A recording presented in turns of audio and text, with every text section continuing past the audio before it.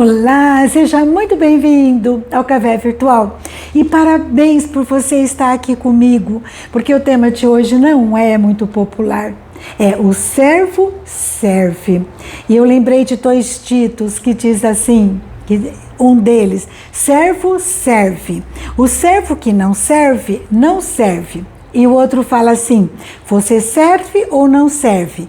Se você não serve, para que serve? É verdade, nós nascemos para servir. Nós vamos ver sobre isso hoje. Só que nós estamos numa geração que abomina corrupção e injustiça, mas que não gosta de servir, quer ser servido. É assustador como quando a gente vê, muitos alunos que não fazem o trabalho, mas querem nota. Chegam ao ponto, alguns, de pagarem para outros fazerem o seu TCC, o seu trabalho de conclusão de curso. Querem honra, aplausos, privilégios, mas sem merecer. Mas isso é antigo, já acontecia na igreja. Paulo fala sobre isso, quando ele se refere lá em Romanos, capítulo 16, versículo 17 e 18, de pessoas que provocam divisão e escândalo, que não servem a Cristo, mas sim aos seus próprios ventres, aos seus próprios desejos. E Jesus já tinha nos alertado, lá em Mateus 24, 12, que no fim dos tempos a iniquidade se multiplicará e o amor de quase todos se esfriará. Há um individualismo, um egoísmo, Gente briguenta, gente ranheta, gente que fica buscando vantagem, gananciosa, fica disputando cargos, títulos, Mesmo sem merecer. E o que luta para rebaixar o outro, para que o outro seja rejeitado.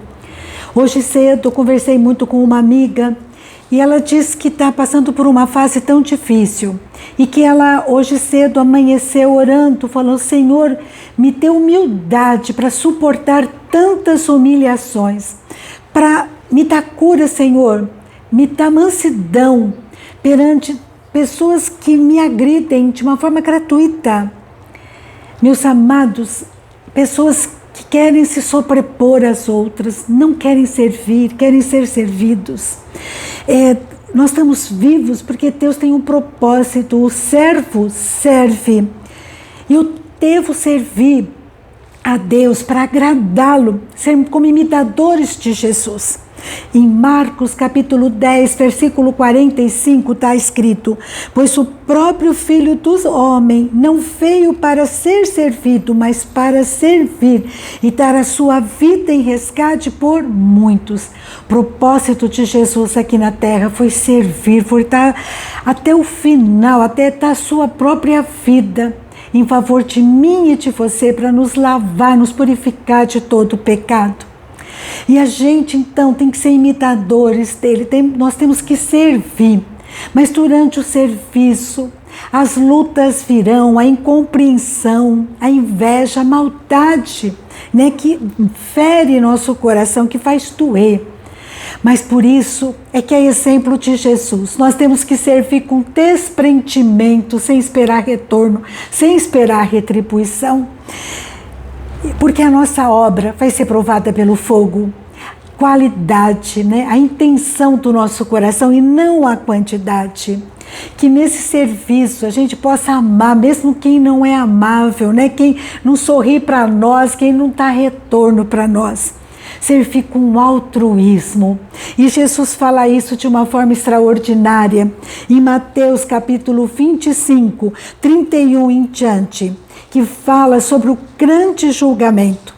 E ele começa dizendo: quando vier o Filho do Homem, sabe o que vai acontecer?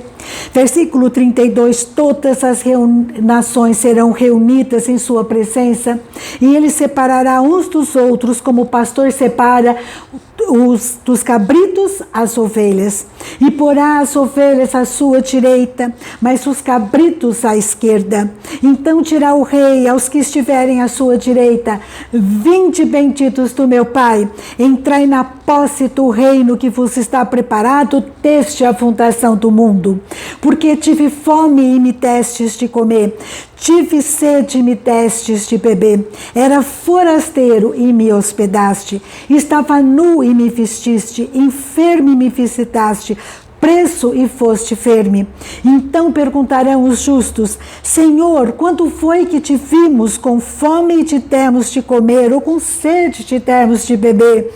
E assim por diante. Daí no versículo 40, o rei responde: em verdade vos afirmo que sempre que o fizeste a um desses meus pequeninos irmãos, a mim o fizeste.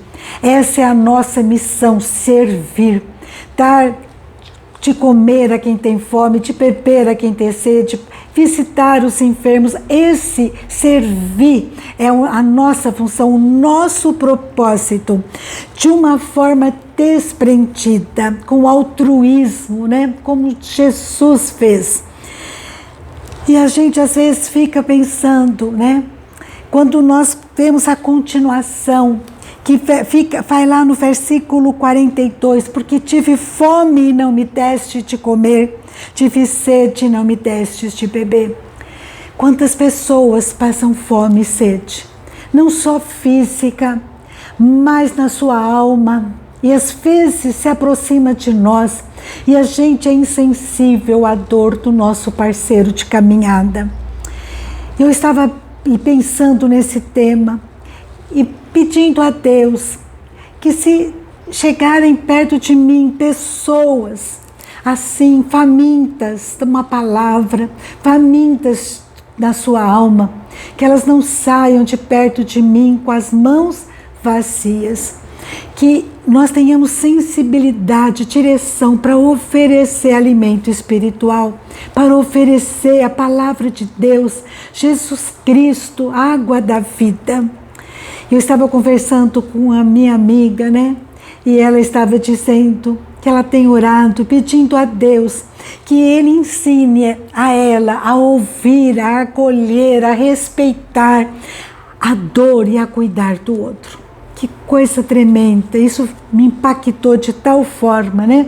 E eu então tive que passar para vocês, porque mexeu muito com o meu coração. Aquele, às vezes, que está sentado do nosso lado na igreja, a gente não sabe a dor do seu coração, não sabe como está ele, como está a sua família.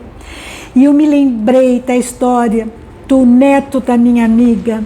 Eu tenho uma amiga, muitos anos atrás, o seu neto foi criado na igreja. E aquele rapaz, ele começou a se envolver com más companhias, com drogas e depois com drogas pesadas. E ele foi estudar fora numa outra cidade, fazer faculdade. E ele se dizia ateu, que não acreditava que Deus existia. Ele estava muito rebelde. E nós orando, inclusive eu, orando muito por aquele jovem.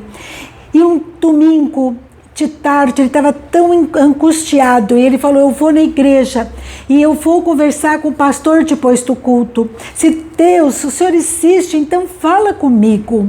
E ele foi na igreja, e quando ele chegou lá, ele sentou no fundo, e no final do culto o pastor disse assim: todos os presbíteros se reúnam comigo rapidinho após o culto lá na sala, no escritório, que eu preciso conversar com vocês. O coração daquele menino encheu de raiva. Deus não existe mesmo. Eu ia conversar com o pastor, ele marcou reunião na hora que eu ia conversar com ele. Deus não liga para mim se ele existe mesmo ou ele não existe. E ele esperou o culto terminar para não dar bandeira. E quando o culto terminou, ele estava se levantando e uma senhora de cabelo branco pegou no seu braço, puxou e sentou, fez ele sentar num banco junto com ela e começou a falar com ele. Olha, desde que você entrou, eu comecei a orar por você e Deus começou a falar no meu coração para eu vir conversar com você, para eu orar com você. E começou a falar para ele um monte de coisa, tudo aquilo que estava inquietando o coração dele. E ele saiu de lá, naquela época não tinha celular, ele foi para casa, ligou no telefone fixo para sua avó e falou: vó, Deus existe. Ele falou comigo: vó, me ajuda a voltar para Deus. Eu quero voltar para Deus. Que coisa tremenda. Aquela mulher teve sensibilidade, ousadia para conversar com aquele jovem. Que ninguém passe do nosso lado, né? De uma forma assim, que a gente não possa dar uma palavra para essa pessoa. Que Deus trabalhe no meu e no seu coração, nos ter sensibilidade para sermos servos fiéis a Deus. Esse Deus que tem um projeto para nós e nós temos que servi-lo. Aqueles servos, né, que Jesus falou, eles se esqueceram do que eles fizeram. Ele fala, quanto foi que nós te vimos forasteiro te hospedando? Como foi? Quanto foi isso? Eles tinham se esquecido porque havia um altruísmo no coração deles. Mas Deus não se esquece daquilo que a gente faz. Em Hebreus capítulo 6, versículos de 10 a 12, diz assim: porque Deus não é injusto para ficar esquecido do vosso trabalho e do amor que evidenciaste com o seu nome, pois servistes e ainda servis ao Santo. Que a gente possa ser imitador de Jesus na matéria de servir. Sermos servos fiéis, dignos de confiança. Servimos em obediência como Jesus serviu. Ele se esvaziou de si mesmo e foi até a morte de cruz. Servir ao Senhor com zelo, com dedicação, sem relaxo, porque maldito aquele que fizer a obra do Senhor relaxadamente. Servir a Deus com perseverança, sem desanimar. Às vezes qualquer contrariedade, né? A gente fala assim, não vou mais fazer isso, não vou mais brincar disso, não vou mais ficar nesse ministério, não vou fazer mais isso. Eu estou cansado de levar bordoada. Você já pensou assim? Quantos têm pensado e têm se afastado do ministério por causa de homens, né? Por causa de decepções. Mas a gente serve não é por homens, é por Deus. E lá em 1 Coríntios 15, 58 diz assim: sede firmes, inabaláveis, sempre abundantes na obra do Senhor, sabendo que no Senhor o vosso trabalho não é vão. Que a gente possa nos dispor na presença do Senhor, servi-lo com os dons, com os talentos, servir a Deus com lealdade, com toda a força do nosso ser, servir a Deus com ardor, com disposição, apesar do outro, apesar das barreiras, apesar das rejeições, apesar das lutas, sermos canais da bênção de Deus. Em tudo e sempre. E nós possamos, enquanto nós vivermos, glorificarmos a Deus com a nossa vida, com o nosso corpo, porque nós fomos comprados por um alto preço. Que possamos honrar, glorificar a Deus com o nosso trabalho, com os frutos que virão, porque Deus é que vai ser o intermediador, né? Vai ser o que vai nos capacitar e os frutos então virão para honra e glória dele, somente para honra e glória dele. Que eu possa ser um servo, uma serva que serve, e você também. Que possamos chegar na presença do Senhor. Senhor, nos mostra, nos dê sensibilidade para vermos as pessoas que estão precisando da nossa ajuda e que possamos fazer isso para te honrar e te glorificar em todo o tempo. E em nome de Jesus, nos capacita. Amém. Amém, meus irmãos. Fique com Deus, que Deus esteja nos orientando no seu trabalho, na sua obra, e que nós possamos dar frutos e frutos com excelência. Em nome de Jesus.